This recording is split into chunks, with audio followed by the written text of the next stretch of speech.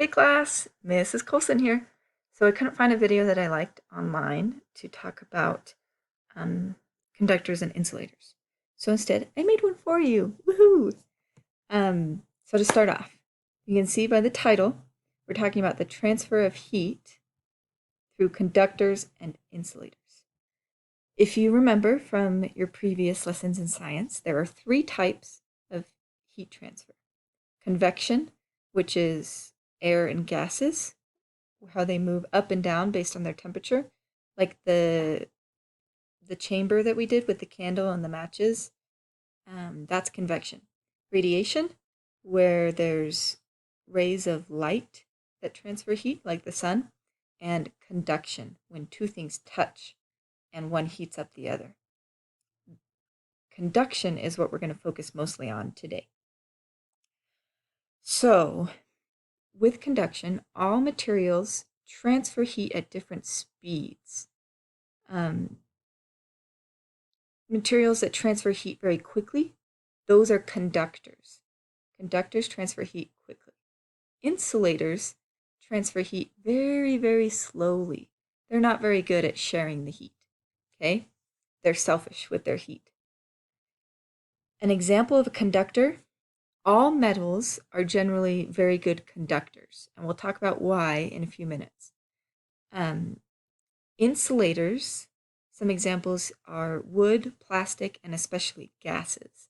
Air, gases like air are not very good at conduction. Okay, they're good at convection, but not conduction. So, why? Why are some materials better at transferring heat than others? Well, we've been talking about atoms and molecules, which is the structure of these materials.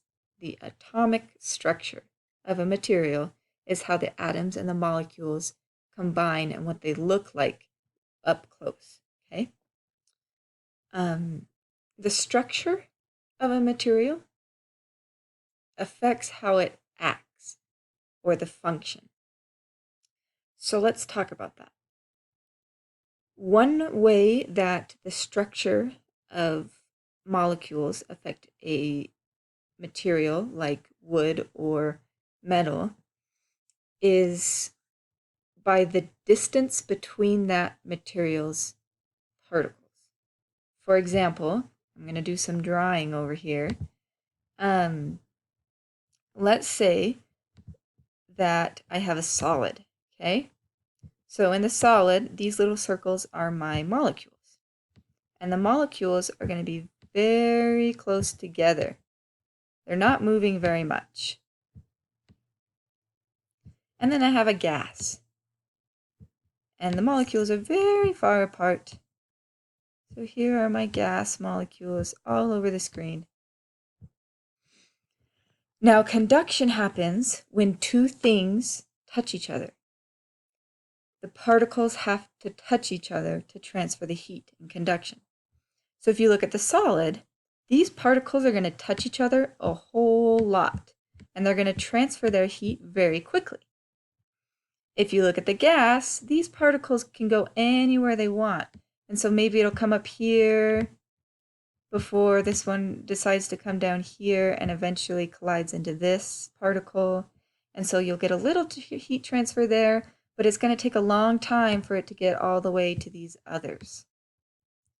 So that is why solids are better conductors than liquids and gases. Liquids are better than gases because they're still closer together, but they're not, the particles aren't as close together as our solid over here. Okay? So the distance between particles affects how good a material conducts or insulates. Number two, so I'm going to put over here, number one is distance. This is very hard.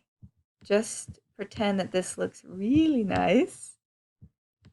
Distance of the particles, okay? Number two is the type of bond.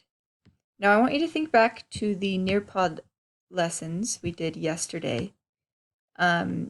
And in the Ed puzzle, which you all should have done by now because I fixed it, so it will work now. The Ed puzzle for molecules talked about how bonds, a bond is when one molecule, when more than one atom comes together to form a molecule, a bond occurs between its electrons. So right here we have 3 separate atoms. 1, 2, 3. And if you follow the arrow, they have bonded to become a molecule. So right here, these little bumps are the electrons of the separate atoms, and they've bonded. So in most things, most molecules, the atoms are bonded by the electrons. The electrons either share between the molecules, between the atoms, or one atom gives its electron completely away. Now, with metals, this is completely different. So I'm going to come over here. This is what a metal molecule looks like. So each of these bumps is an atom, okay? Each of these little circles with the pluses inside, these are metal atoms.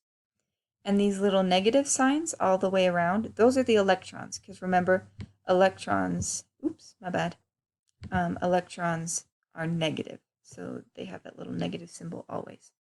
So the electrons, as you can see here, are just floating around. They don't have any specific bonds. They're not stuck to specific atoms. In a metal, they have a special bond called a metallic bond. And so these electrons move a whole lot more. And because of that, they can transfer heat way faster in a solid because the electrons are moving around and they can touch this one, then this one, then this one, then this one, then this one, then this one, instead of just going from this one to this one to this one to this one and following a chain. The electrons can go wherever they want and as fast as they can and can heat up the entire metal very, very quickly. Okay? So that's pretty much it. So if you look at a metal, a metal will always be a better conductor than wood or plastic or a gas. Now we know it's better than a gas or a liquid because the particles are closer together. The reason it's better at conducting than wood or plastic is because it has a metallic bond and the electrons can move faster and farther to share the heat energy. Okay? The electrons can't do that with anything but metals. So that's why we use wooden spoons in the kitchen, because the heat doesn't transfer to the handle very quickly. If you've ever put a metal spoon into a hot pot of water or something and you go and grab it later, it's going to burn your hand because the metal moves heat much more quickly.